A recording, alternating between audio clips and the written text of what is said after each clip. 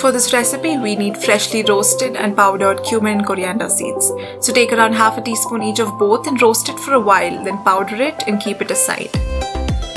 Into the same pan, I have added 1.5 tablespoons of oil, followed by a teaspoon of cumin or jeera seeds.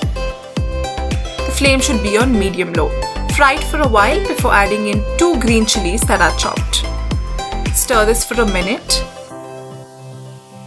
Then add in half a teaspoon of turmeric powder. Fry this for another minute.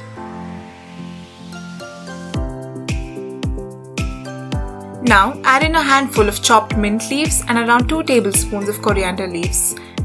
Stir this for a while, then add in 2 potatoes that are boiled and roughly mashed. Mix this well.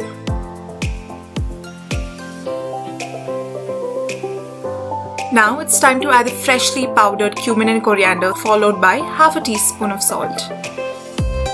Mix this well with the mashed potato.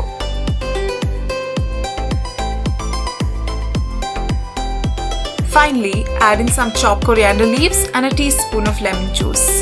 This is optional. Mix this well and then turn off the flame. Transfer your dish to a bowl and it's ready. You can eat it without any accompaniments, but it does go well with rotis or rice. Enjoy!